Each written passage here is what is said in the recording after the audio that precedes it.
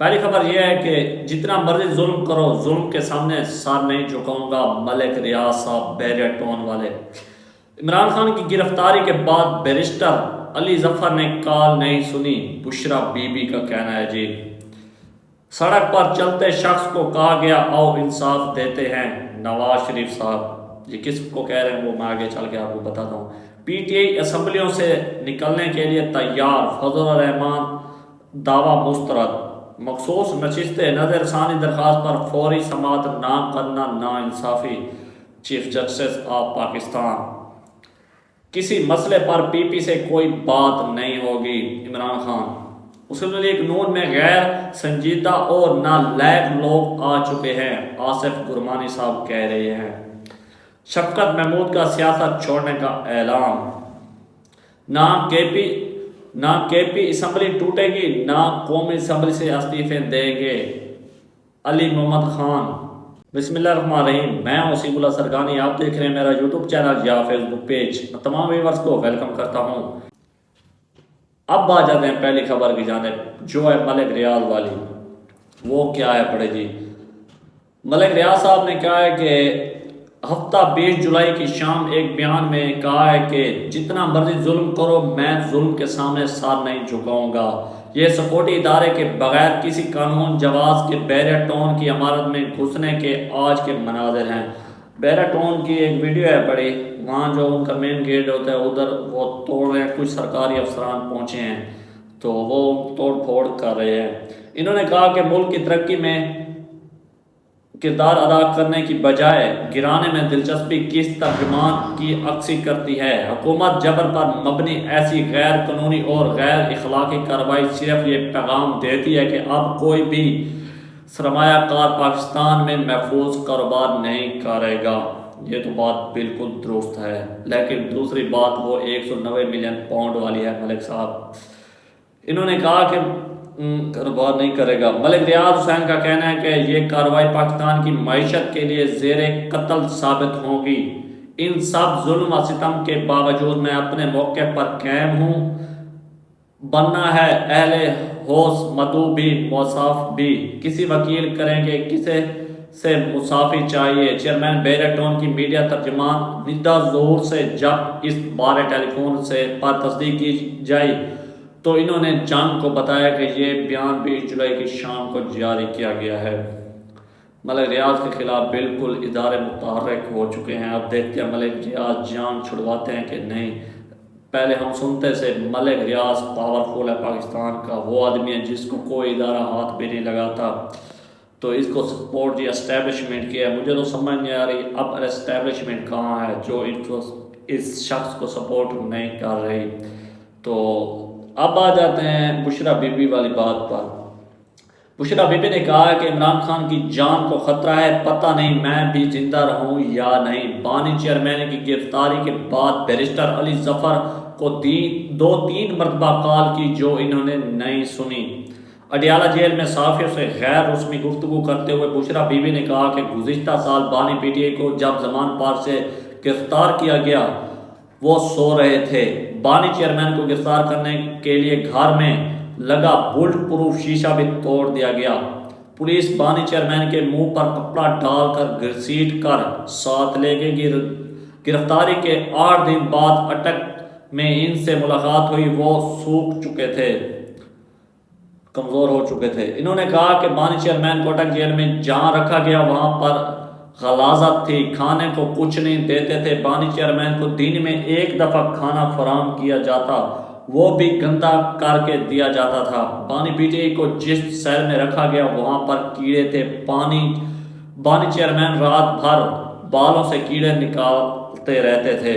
یہ تو مجھے وہی بات یاد آ گئی ہے کہ رانا ثناءاللہ جب گرفتار ہوئے تھے تو بعد میں رہا ہو کر آئے ہیں تو کافی مسلم لیگ نون کے لوگوں نے کہا کہ جہاں رانا ثناءاللہ صاحب کو رکھا گیا تھا وہاں یہ لوگ پی ٹی آئی والے یا اداروں والے تو جو شوگر ہم جسے کہتے ہیں چینی وہ پھینک دیتے تھے اور پھر وہاں کیڑے مکوڑے پہنچ جاتے تھے چینی کھانے کے لیے، شوگر کھانے کے لیے، تو وہ پھر رانا ثناءاللہ پر حملہ کر دیتے تھے۔ رانا ثناءاللہ ناک میں اور کان میں روئی ڈال کر سوتا تھا، یہ منصور علی خان نے بھی بتایا ہے۔ تو کنفرم نہیں ہے یہ چیز، لیکن یہ بیان آپ بشرا بی بی بھی دے رہی ہے جو بھائی عمران خان کے ساتھ ہوا ہے۔ جس کے بعد انہوں نے کہا کہ چور لٹیروں اور ڈاکوں کو وی آئی پی ٹریٹمنٹ دے کر حکومت دے دی گئی، بیرسٹر علی ظفر کو پروٹوکول کے ساتھ جیل جایا جاتا تھا، میں نے اپنے لوگوں سے کہا کہ علی ظفر کو اتنا پروٹوکول ملتا ہے وہ جیل میں بانی چیئرمین کو ایک میٹرس تک نہیں دلوا سکے۔ بشرا بی بی کا کہنا ہے کہ میں اور عمران خان حلف دینے کے لیے تیار ہیں کہ ہمارے خلاف تمام مقدمات جھوٹ پر مبنی ہیں، کیا ہم پر مقدمات بنانے والے بھی حلف لیں گے کہ یہ مقدمات جھوٹ پر مبنی نہیں؟ یہ بات تو بالکل انہوں نے درست کی ہے، آئے پھر حلف دیں۔ تو لیکن یہ کام کہاں چلتا ہے؟ کیا اس وقت آپ جب حکومت میں تھے تو مسلم لیگ نون یا پیپل پارٹی کی فریاد تارپور کو رات 12 بجے اسپتال سے نکالا گیا، پھر جیل میں لایا گیا، وہ بھی کسی کی بیٹی تھی، وہ بھی کسی کی بہن تھی، وہ بھی کسی کی ماں تھی، تو اگر اس ٹائم یہ سب کچھ نہ ہوتا تو آج آپ کے ساتھ بھی نہ ہوتا۔ آپ بھی اس وقت استعمال کیے گئے، آپ کو بھی استعمال کیا گیا، آج مسلم لیگ نون اور پی پی کو بھی استعمال کیا جا رہا ہے آپ کے خلاف، یہ تو آپ کو بھی علم ہے پڑا۔ یہ کہانی ہو گئی ادھر ختم۔ اب آ جاتے ہیں نواز شریف پر۔ نواز شریف نے بڑی ایک جو اس سے کہتے ہیں نا دل کی بھڑاس نکالی ہے۔ انہوں نے کہا کہ سڑک پر چلتے شخص کو کہا گیا او انصاف دیتے ہیں۔ پہلے مریم نواز نے 2 دن پہلے طنز کیا تھا اور بڑا آڑو ہاتھوں لیا تھا سپریم کورٹ کے تمام ججز کو، تو آج نواز شریف صاحب نے بھی وہی کام کر دیا۔ الفاظ چینج ہیں دونوں کے، میں آپ کو بتاتا ہوں نواز شریف نے کیا کہا ہے۔ محمد نواز شریف نے کہا کہ سڑک پر چلتے شخص کو کہا گیا او انصاف دیتے ہیں، پوچھتا ہوں ملک کے ساتھ ظلم کرنے کی کیا ضرورت تھی؟ ہم نے IMF کو واپس بھیج دیا تھا، بجلی بل سب کے لیے مصیبت، ترقی کرتا ملک گڑھے میں گرا دیا گیا، فیصلہ دینے والے عوام کی پرواہ کریں، ریلیف کے لیے جو کرنا پڑے کریں۔ وزیر اعظم پنجاب مریم نواز کی زیر صدارت خصوصی اجلاس سے خطاب کرتے ہوئے نواز شریف نے کہا کہ بجلی کا بل کوئی بھی ادا نہیں کر سکتا، یہ غریب لوگوں کے لیے ہی نہیں بلکہ ہر ایک کے لیے مصیبت بن چکا ہے۔ ہم نے اپنے دور میں لوڈ شیڈنگ ختم کی اور بجلی کا نرخ بھی کنٹرول میں رکھا۔ جناب نواز شریف صاحب یہ دور بھی آپ کا ہے، آپ کا بھائی وزیر اعظم، آپ کی بیٹی وزیر اعلیٰ، آپ جس اجلاس میں بیٹھ کر بات کر رہے ہیں وہ حکومت کا اجلاس ہے، کوئی اپوزیشن کا اجلاس نہیں ہے کہ آپ کہہ رہے ہیں جی ہمارا دور، یہ بھی آپ کا دور ہے۔ یہ اگر آپ بتا دیں کہ اسٹیبلشمنٹ کی حکومت ہے تو آپ بتا دیں، لیکن جو الفاظ جو آپ استعمال کر رہے ہیں اس سے ہمیں یہ چیز معلوم ہوتی ہے کہ آپ اس حکومت سے اور اس سیٹ اپ سے راضی نہیں ہیں، اور آپ اس حکومت اور اس تمام سیٹ اپ کو اپنا سیٹ اپ تسلیم نہیں کرتے۔ نواز شریف صاحب کے جو الفاظ ہیں یہ اپنی جو حکومت ہے اس کو تسلیم نہیں کرتے، جو کہہ رہے ہیں جی ہمارے دور میں، ہمارا دور تو یہ بھی ہے، تمہارا دور پیچھے والا تھا 2013 سے 17-18 تک۔ تو انہوں نے کہا کہ 2017 تک بجلی کے بل کم اور ڈالر کا نرخ نیچے تھا، 2018 سے نظر لگی اور غریب پس کر رہ گئے، سڑک پر پھرتے شخص کو کہا گیا او ہم تمہیں انصاف دیں گے۔ میں پوچھتا ہوں اس ملک کے ساتھ ظلم کرنے کی ضرورت کیا ہے؟ ہم نے IMF کو واپس بھیجا دیا تھا، بعد میں کون لایا تھا سب کو پتہ ہے۔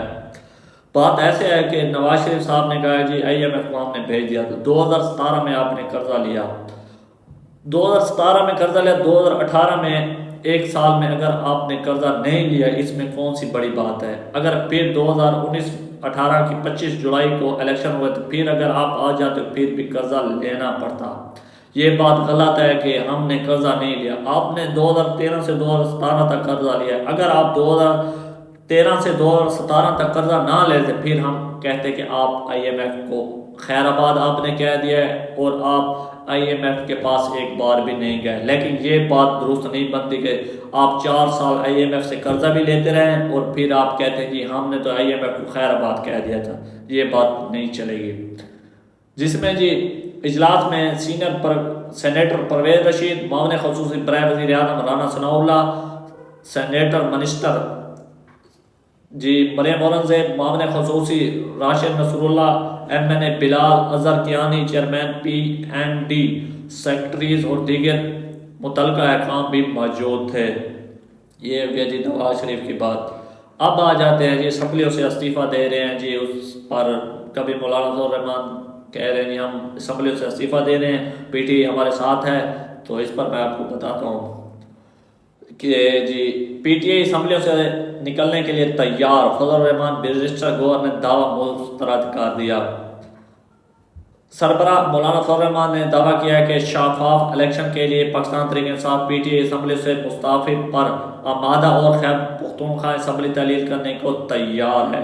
صحافیوں سے گفتگو میں مولانا فضل الرحمان کا کہنا تھا کہ سربراہ جے یو آئی کا کہنا تھا کہ خیبر پختونخوا میں بھی حقیقی مینڈیٹ نہیں، نون لیگ اور پی ٹی آئی ہے، بس ہے خیر خوبی میں کہوں گا کہ نون لیگ پیپل پارٹی حکومت نہ لے، پیپل پارٹی نون لیگ کو حکومت کی ذمہ داری راس نہیں آ رہی۔ جے یو آئی نے پی ٹی آئی سے مذاکرات کے لیے کمیٹی بنا دی۔ تحریک انصاف کے چیئرمین بیرسٹر گوہر نے جماعت علماء اسلام کے سربراہ کے خیبر پختونخوا اسمبلی توڑنے کے حوالے سے دعوے کی تردید کر دی۔ جیو نیوز سے گفتگو میں بیرسٹر گوہر کا کہنا تھا کہ تحریک انصاف نے مولانا فضل الرحمان سے اسمبلیاں تحلیل کرنا یا استعفوں پر کوئی بات نہیں کی۔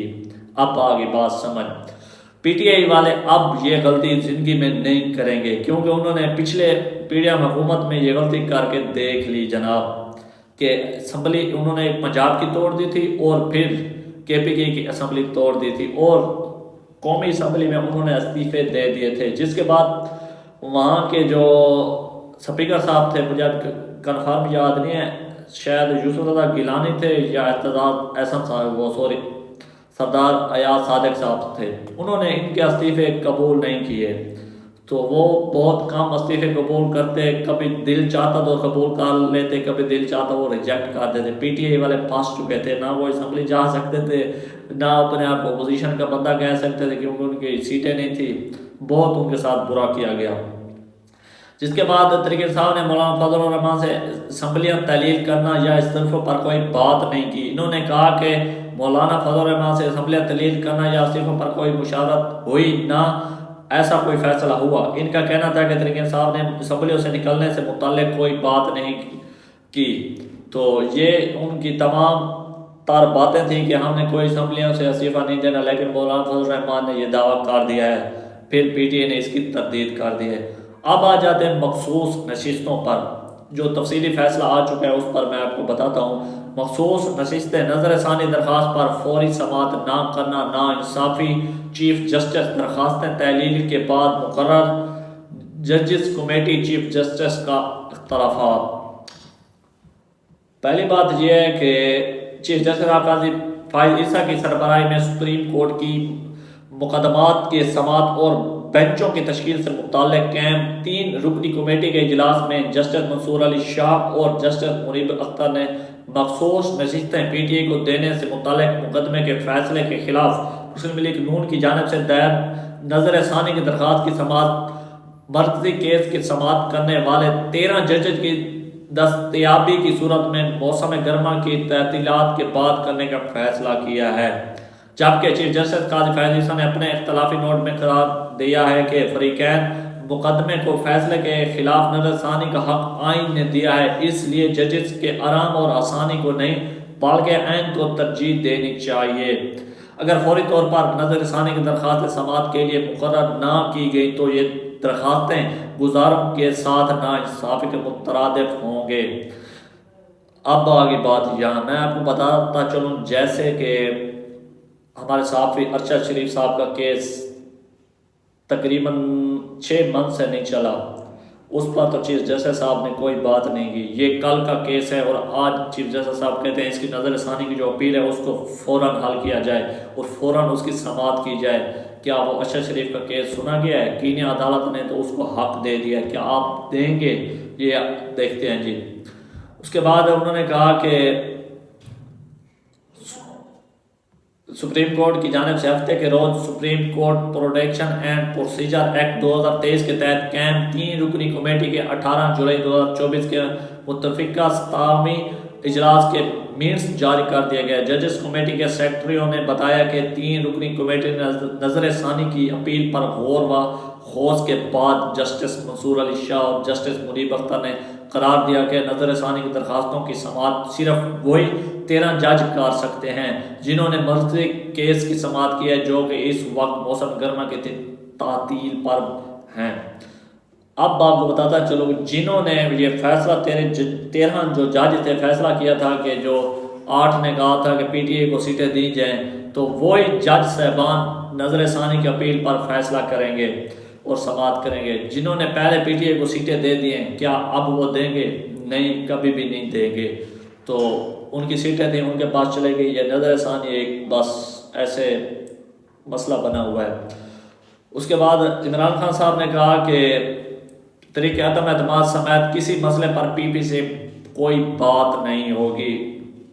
ابھی خبریں کچھ دن پہلے چل رہی تھی کہ پیپل پارٹی اور پی ٹی ایک ساتھ ہو کر طریق عدم اعتماد لے آئیں گی اور مسلم لیگ نون کو حکومت سے اتار دیں گی، جس کے بعد عمران خان نے بیان جاری کیا کہ جو پیپل پارٹی کے ساتھ بات ہم نہیں کریں گے، پیپل پارٹی اور نون لیگ میں کوئی فرق نہیں ہے، یہ عمران خان کی جانب سے کہا گیا ہے۔ دیکھا جائے تو پہلے بھی پی ڈی ایم کی حکومت بنی، دونوں پارٹیاں ایک ساتھ تھی، اب بھی حکومت بنی ہے، دونوں پارٹیاں ایک ساتھ ہیں، فرق والی بات نہ رہی۔